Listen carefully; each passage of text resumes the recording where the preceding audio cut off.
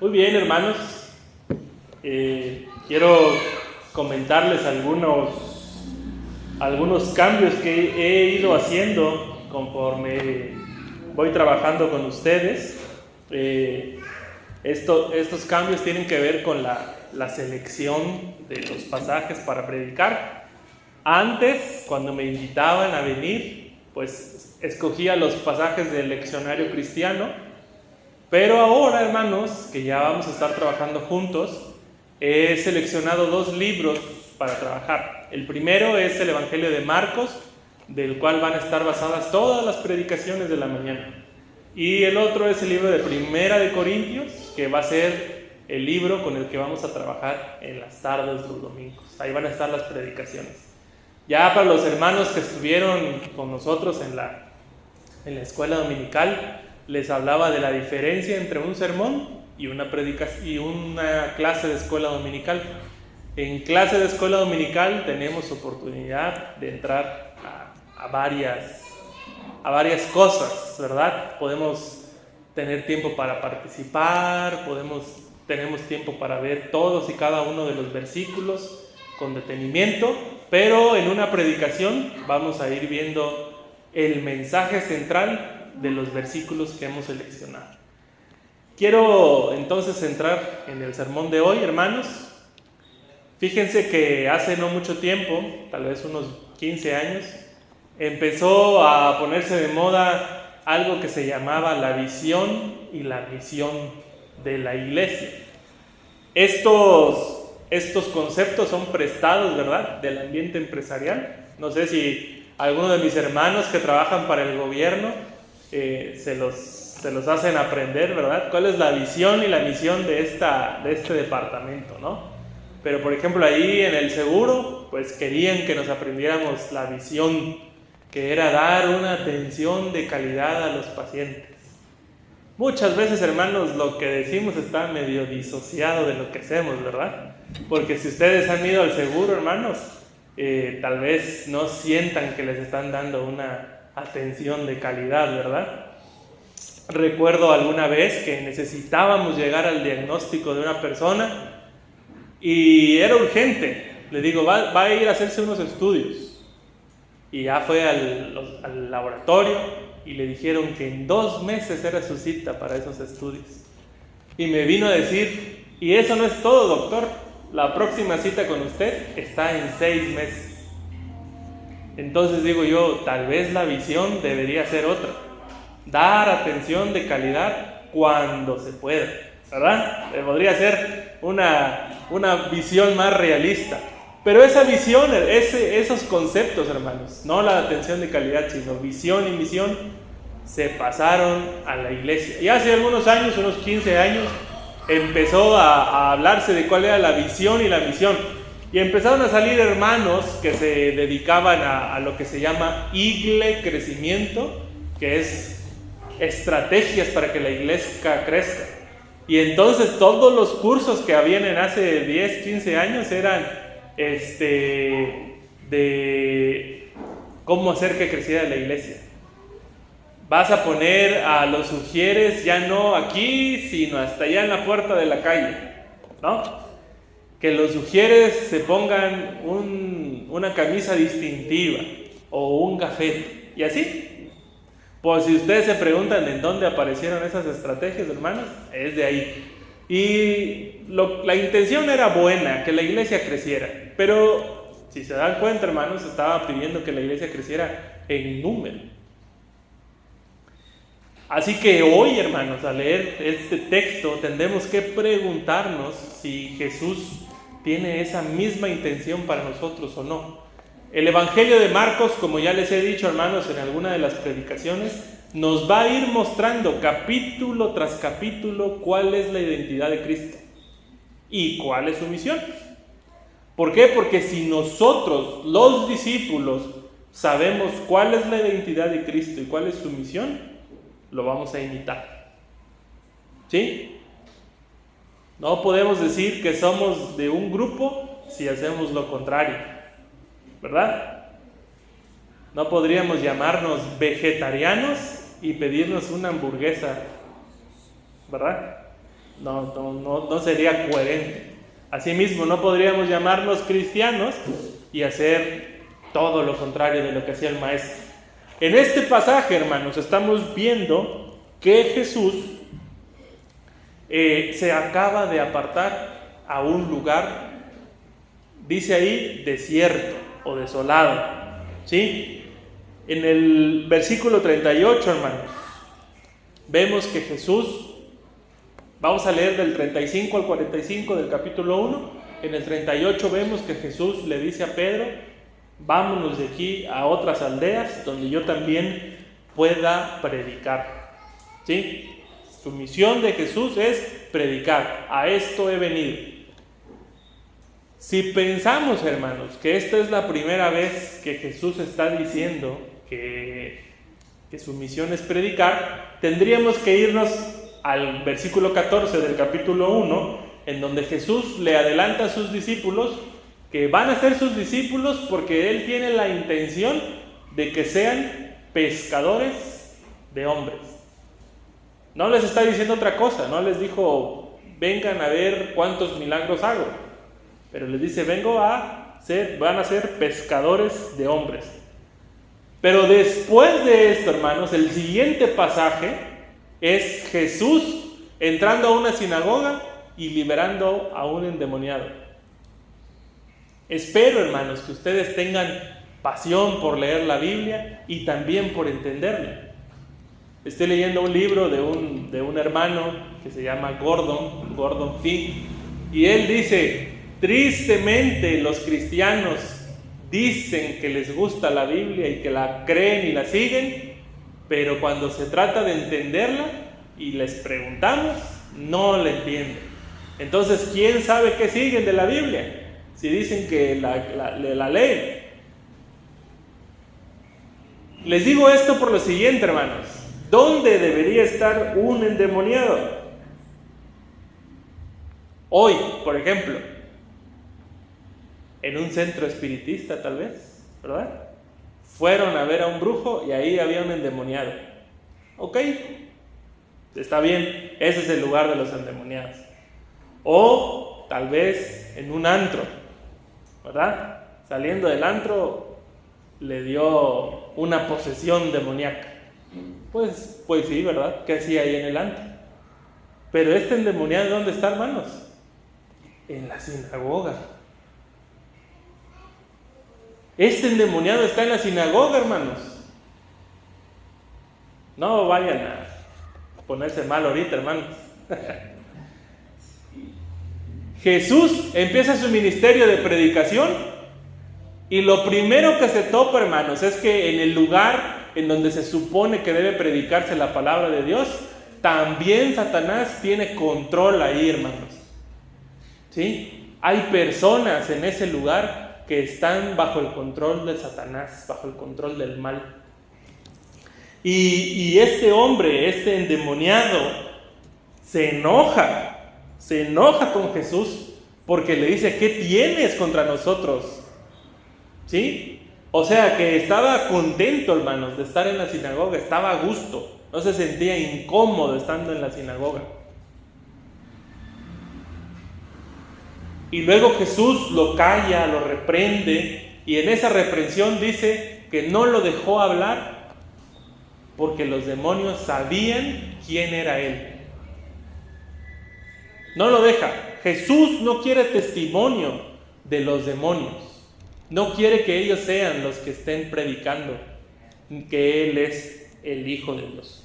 Así que después de haber hecho esto, hermanos, después de haberles dado la visión a sus discípulos, decirles que ellos van a ser los pescadores de hombres, después de empezar a predicar por primera vez y de liberar a un demonio, dice que Jesús va a casa de Pedro, va a sanar a su suegra porque estaba enferma.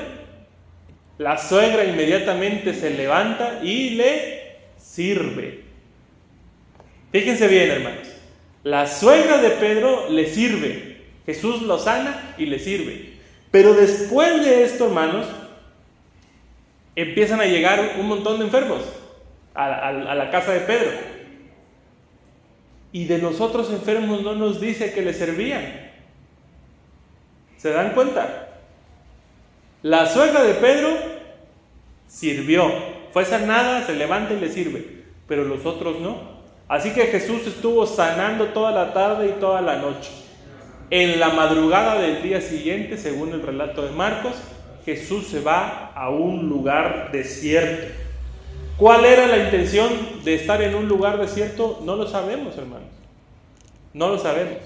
Pero, fíjense ustedes, otros evangelistas nos cuentan que cuando Jesús fue al desierto en las tentaciones, le aparecieron 3 cosas. Una, hacer pan de las piedras. ¿Sí? 2, tirarse del pináculo del templo para que los ángeles lo levantaran. Y 3, que se arrodillara delante de Satanás para servirle. Esas fueron sus 3 tentaciones. Marcos no nos dice eso. Solo nos dice que Jesús fue al desierto y ahí era tentado por Satanás. Entonces, en este versículo, en el 35, cuando se nos dice que Jesús vuelve a irse a un lugar desierto, no pierdan de vista esto, fue a un lugar desierto, empieza a orar. Inmediatamente de que está él orando, hermanos, aparece en escena el apóstol Pedro, que en este caso todavía es el discípulo Pedro. Y Pedro, o Simón como dice, es el único, ¿verdad?, que aparece. Yo creo que vio a Jesús orando, pero no le importó mucho, hermanos. Le dijo, todos te están buscando. ¿Qué quería Pedro, hermanos? ¿Se acuerdan en dónde fue los milagros de sanidad? En su casa. Vio la casa llena de milagros. Así que Pedro parece estarle diciendo a Jesús, ¿y de? Como decimos de aquí, ¿no?, en Chiapas, ¿y de? Ya empieza la sanación. Que Jesús empezara a hacer milagros, hermanos, a diestra y siniestra, sanando gente, hubiera traído algo para él, y es fama. ¿Sí? Es fama.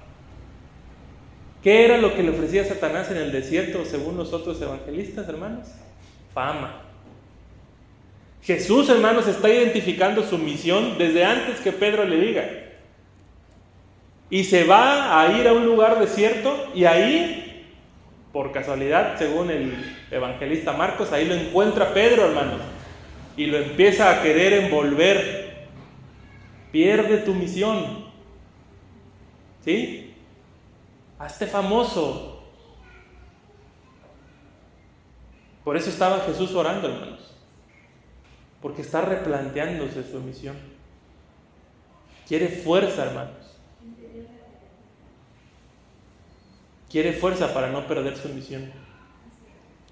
Y Pedro, hermanos, parece todavía no haber entendido la misión de Jesús. Pedro nos podría representar perfectamente aquí, hermanos, a nosotros, cuando no entendemos la misión de Jesús y queremos hacer un montón de cosas.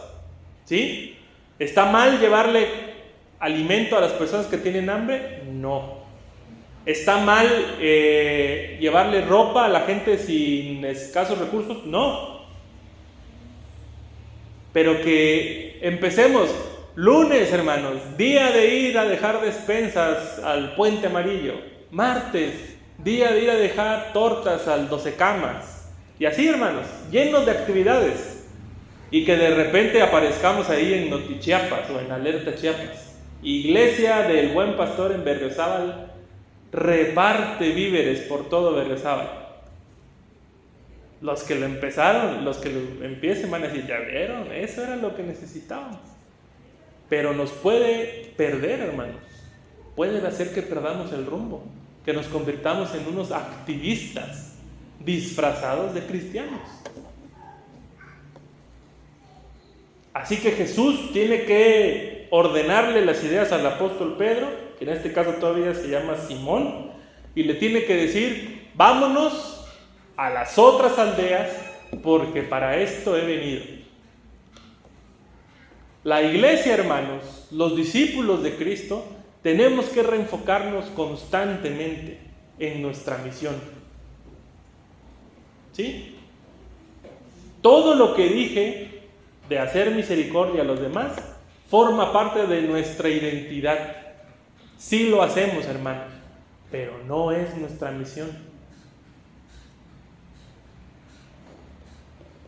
Nuestra misión es predicar a Cristo y lo tenemos que hacer, hermanos, de una manera distinta a la que lo haría el mundo. ¿O acaso, hermanos, ustedes no han visto en temporada electoral? Yo he visto ahí unos, no sé si se puede hablar de campaña. No, he visto algunos eslogans ahí, hermanos, donde dice, ya es campaña electoral porque mi candidato, y aparece el candidato ahí, pisando el lodo, ¿verdad?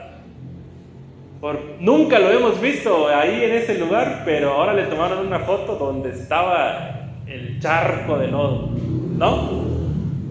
Y en campaña, hermanos, parece que todos son cercanos al pueblo, ¿verdad? Aparecen ahí tomando pozol, tacos, garnachas. ¿Por qué? Porque se sabe, hermanos, que una manera de ganarse el favor de las personas es solventando sus necesidades físicas, su hambre, ¿verdad? Su falta de dinero. Y entonces, ¿qué de diferente puede ofrecer la iglesia si también otros grupos como los partidos políticos lo hacen? ¿Cuál es la diferencia? Es más, hermanos, ellos lo pueden hacer mejor porque hay una partida presupuestal para eso. Lo pueden hacer mejor que nosotros, así que nos ganan, se van a ir al cielo. Como vi que pusieron cara seria, pues no, hermano, no se van a ir al cielo por hacer eso. Simplemente quiero dejarles claro, hermanos, que también ellos lo pueden hacer y no precisamente motivados por la luz del reino. Así que tenemos que escuchar la voz de Jesús que nos dice para qué ha venido Él, para predicar. Ser un discípulo de Cristo, hermanos, es reconocer que Cristo tiene sus prioridades invertidas. A Cristo la fama no le interesa tanto como si predicar el Evangelio. Mientras vayamos viendo el Evangelio de Marcos, vamos a ir viendo, hermanos, que Cristo tiene la firme intención que comprendamos que el reino de los cielos se ha acercado. Cuando prediqué la primera vez sobre Marcos, les dije eso. Cristo traía el lenguaje profético. Los profetas habían dado testimonio de él. Y una de las mayores referencias proféticas es que cuando el Mesías viniera, iba a restaurar todas las cosas. Así que, hermanos, después de que se nos dice que Jesús redefine con Pedro qué es lo que tiene que hacer, dice que se va a recorrer Galilea, que no quiero que pierdan de vista que también era territorio gentil, lo va a recorrer, y va predicando en las sinagogas. ¿Y qué creen que vuelve a pasar, hermanos? Predicando y expulsando demonios. Otra vez lo mismo, hermanos. En cada lugar que predicaba en las sinagogas tenía que expulsar demonios. Cada que el mensaje del Evangelio es predicado, hermanos, tenemos que ser liberados de aquellas fuerzas del mal que nos oprimen. Para el evangelista Marcos, las personas solo podemos hacer dos cosas: o ser movidos por el Espíritu Santo o ser movidos por los demonios. No hay más, hermanos. Nadie más puede hacer algo por sí solo. Que alguien diga, pues yo no creo en Dios. Bueno, entonces te controla el demonio menos. Si no te controla Dios, te controla el mal. Si el mensaje de Cristo no es predicado y si sus discípulos no lo conocen, probablemente los discípulos de Cristo vamos a empezar a actuar controlados por el mal. Y nos asusta, porque nadie quiere estar poseído. Pero no necesariamente tiene que haber la imagen esta así como la película esta del exorcista, ¿verdad? De que estén girando su cabeza. Pero, hermanos, una persona que golpea a su esposa no la controla el Espíritu Santo, ¿verdad? Una persona que defrauda en su trabajo tampoco la controla el Espíritu Santo. ¿O sí? Hace un tiempo escuché ahí en la iglesia, en Las Palmas, a una persona que pasó a dar un testimonio y dice: en mi trabajo prohibieron los celulares, dice. Fíjense, pero yo me lo escondí aquí, dice, y lo pasé, porque yo tenía que escuchar la palabra de Dios. Y alguien dijo amén. Eso es lo que más me preocupa. Hermanos, no estaba controlada por el Espíritu Santo, estaba desobedeciendo una ley de su patrón, de su jefe. Y el que dijo amén tampoco estaba siendo controlado también por otro espíritu, ¿verdad? Espíritu de rebeldía. Por eso, hermanos, el mensaje de Cristo tiene que ser liberador, nos tiene que liberar, nos tiene que ver profundamente en nuestras intenciones. ¿Quién me está motivando? ¿Me está motivando el Espíritu Santo o estoy siendo motivado por la maldad, por el mal? Dentro de las buenas intenciones, hermanos, dentro de las buenas acciones, pueden haber malas intenciones. Ya mencionábamos hace un rato, ¿verdad?, que hay otros grupos que lo pueden hacer. Son buenas acciones, son buenas intenciones, pero son malas motivaciones. Porque probablemente cuando logren lo que quieren, se van a ir y los van a dejar. La siguiente escena, hermanos, que vamos a ver, parece así como que muy cortada. Jesús predicando, sanando, y después aparece una escena de un leproso. ¿Qué hace este leproso, hermanos? Este leproso le sale al encuentro a Jesús. Estaba prohibido eso, hermanos. Prohibido. Los leprosos tenían que gritar antes de que alguien llegara, para que no se contaminara. Pero este hombre le sale al encuentro a Jesús, y no solamente eso, hermanos, sin gritar que es leproso, se le acerca y se arrodilla. ¿Sí? Espero que lo dimensionen, hermanos. Todo lo que no tenía que hacer un leproso, un marginado, ahora él lo hace. Lo ve, se le acerca y no le grita que es leproso, se le acerca. Lo puso en riesgo a Jesús. Y hay dos cosas aquí importantes. Una, él tiene fe, hermanos. Él tiene fe porque le dice: si quieres, puedes limpiarme. Probablemente la fama de Jesús ya había corrido, hermanos, ¿sí? Y había corrido también la fama no tan buena, que sería que Jesús quebrantaba el día de reposo, porque al endemoniado lo liberó en día de reposo. Así que Jesús era alguien que sanaba, que hacía milagros, pero que también quebrantaba el día de reposo. Jesús estaba listo para romper aquellas ataduras, hermanos, que los propios líderes religiosos le habían puesto al pueblo. Así que se acerca y le dice: si quieres, puedes limpiarme. Y dice la traducción de NBI que se llenó de emoción. Aquí, la que leímos hoy, dice que tuvo misericordia, fue movido a misericordia. Ese mover, hermanos, que Marcos nos está diciendo, tal vez no lo podamos comprender tanto, pero la palabra que habla mover ahí es la palabra que se usaría cuando decimos, bueno, las hermanas, sentí que se movió algo aquí en mis entrañas. Está hablando de entrañas, de matriz. Y en el Antiguo Testamento, el único ser que podía moverse en sus entrañas algo por su pueblo era Dios. Dios era el único que podía sentir algo en sus entrañas. Que Marcos esté diciendo que Jesús también se movió a compasión, que está sintiendo algo a compasión por la persona sufriente y marginada, está diciendo que Jesús es Dios.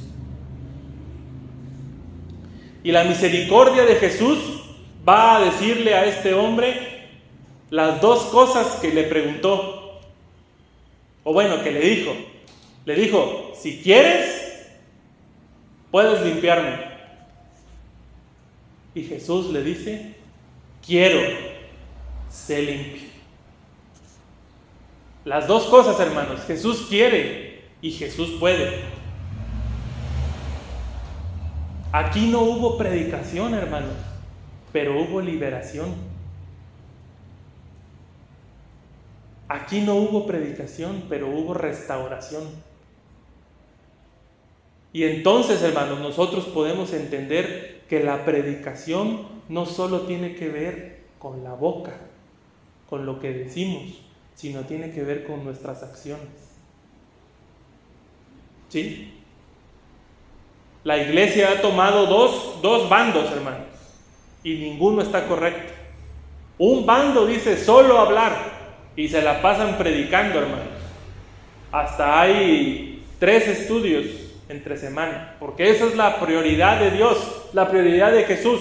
Vine a predicar. Y entonces no paran de predicar, hermanos. 3 cultos el domingo, 3 estudios bíblicos entre semanas, células, reuniones de varones. Pero jamás esa iglesia se mueve a misericordia. Jamás. Un pastor decía que un día se incendió su iglesia. Llevaba ya 15 años en esa iglesia. Se incendió. Le avisaron, corrió. Y los vecinos estaban ahí afuera y decían, híjole, ya se incendió aquí, dice. Pues, y le voltearon a ver, ¿usted conoce al pastor de aquí para avisarle que se está incendiando la iglesia? Y dice el pastor, 15 años ahí, y mis vecinos no sabían que yo era el pastor de esa iglesia. ¡Qué triste! ¡Qué triste que los vecinos, la gente que nos rodea, no sepa quiénes vienen acá! Y nosotros sintiéndonos bien porque estamos predicando. Pero por otro lado, hermanos, la iglesia se ha ido al otro extremo. Los activistas. A veces ya ni siquiera sienten misericordia, hermanos, por las personas. Lo único que tienen es tal vez mucho recurso económico, o tal vez tienen mucho tiempo libre, ¿verdad?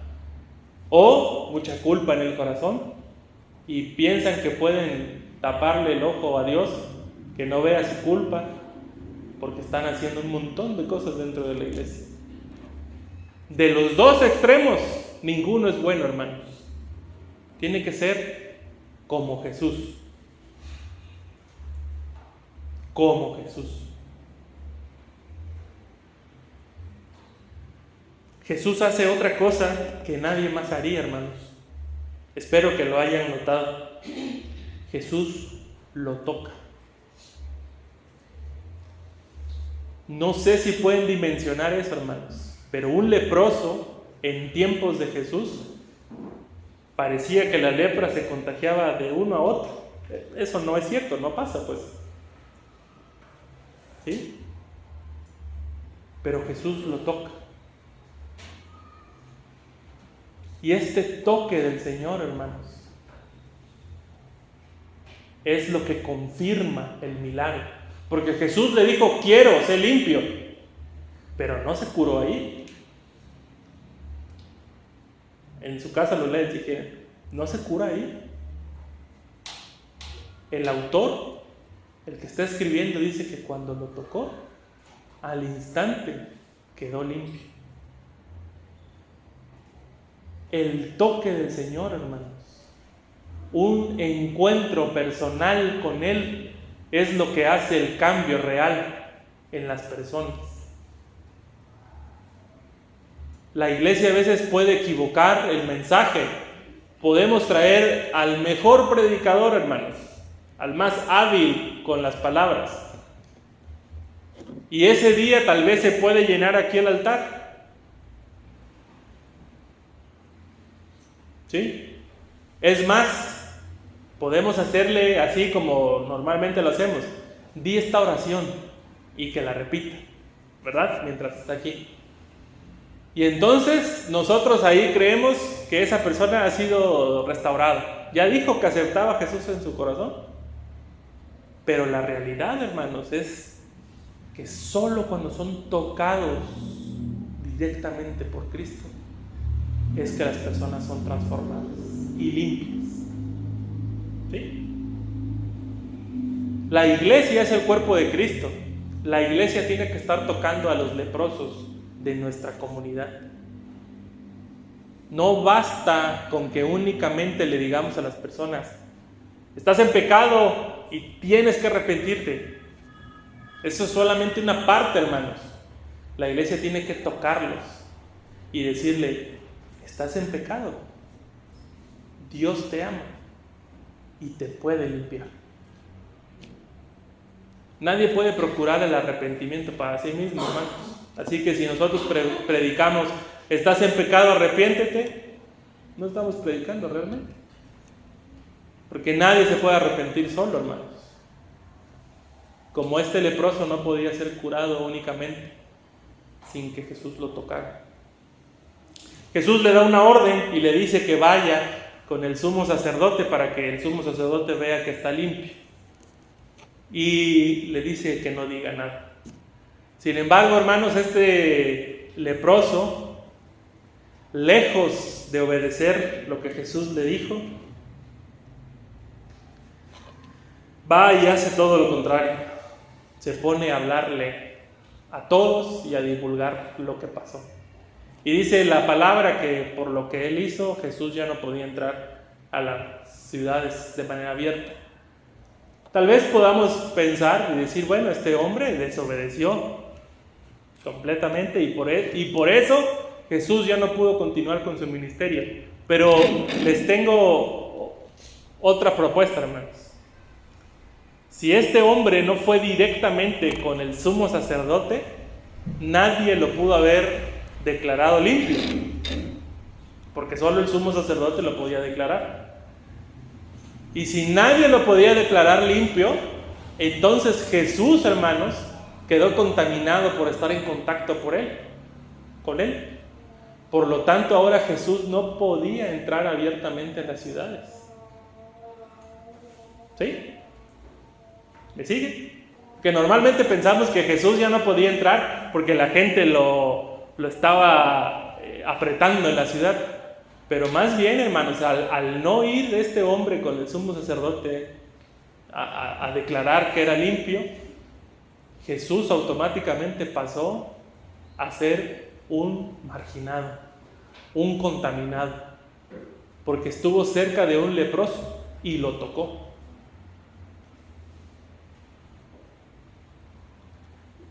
Probablemente las propias autoridades religiosas de ese tiempo le dijeron a Jesús: tú no puedes entrar, aunque tú lo hayas sanado, no puedes entrar ya, porque te contaminaste. Y yo no sé, hermanos, si esta mañana alguno de nosotros todavía piense que no debemos estar cerca de las personas que sufren, porque nos vamos a contaminar y nos vamos a quedar fuera de la gracia del Señor. Pero lo que sí sé, hermanos, es que este hombre leproso entró en contacto con Cristo, fue restaurado de su marginalidad, pudo volver a las áreas de culto, hermanos, a tener una comunión con Dios, y no se quedó callado, hermanos. Cuando este leproso vio lo que Jesús había hecho por él, inmediatamente, hermanos, se dedicó a decirle a los demás lo que Jesús había hecho por él. Si Jesús es Dios, hermanos, no hay nada ni nadie que lo pueda detener. Y para muestra, hermanos, tenemos el último versículo que leímos hoy. Y él se fue a los lugares desiertos, y ahí lo seguían. Jesús quedó excluido ya de las ciudades por haber estado en contacto con un leproso.